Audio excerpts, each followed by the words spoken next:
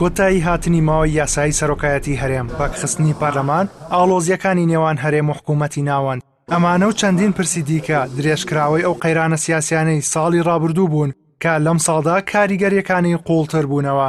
بە جۆرێک بەشێک لە ئابووری ناسان بەردەوامی قەیرانی ئابووری دەگەڕێنەوە بۆ ئەو ناکۆکیە سیاسی و حیزبیانەی کە لە نێوان لایەنە سیاسیەکانی هەرێمدا هەیە.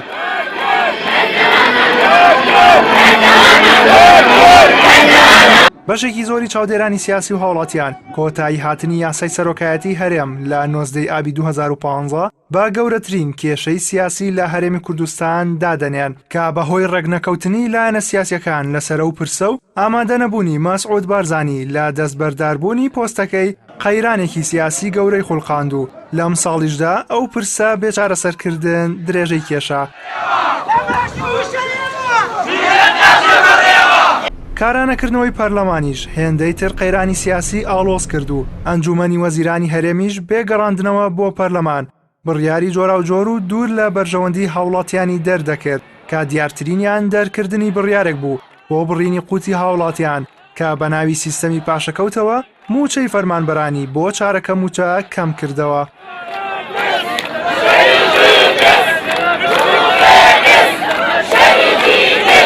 مەرجی کاراکردنەوەی پەرلەمان با گۆڕینی سەرۆکی پەرلەمان لەلایەن پارتیەوە و ڕەتکردنەوەی ئەو مەرجە لەلایەن بزوتنەوەی گۆڕانەوە و سووربوونی هەردوولا لەسەر مەرجەکانیان قەیرانە سیاسیەکانی بە بنبەست گەیان.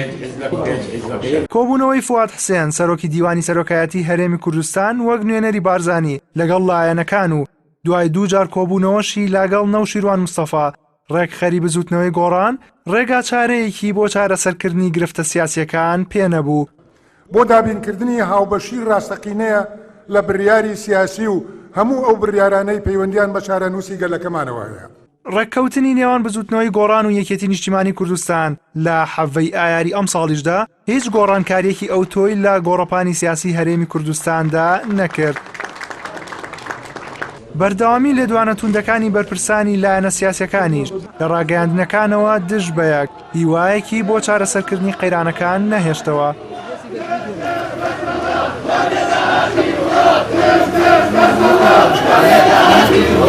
گەرچی دوایین پەیامی بارزانی کاتێیدا داوای کۆبوونەوەی لایەنەکان و دەست نیشانکردنی کەسێک بۆ پۆستی سەرۆکایەتی هەرێمی کردبوو جیاواز بوو لە پەیامەکانی پێشووتری و کۆبوونەوەی شاندی پارتیش لەگەڵ سەرجەم لایەنەکان و بە تایبەتی بزوتنەوەی گۆڕان ئەگەر تا ڕادەیەک بەستەڵێکی نێوان ئەو دوو لایەنەی تواند بێتەوە بەڵام هێشتا هاوڵاتیان ئومێدێکیان بە چارەسەرکردنی کێشەکان نییە ئەوەش دەگەڕێتەوە بۆ نەمانی ئەو متمانەیە کە لە نێوان هاوڵاتیان و دەسەڵاتدا هەبوو.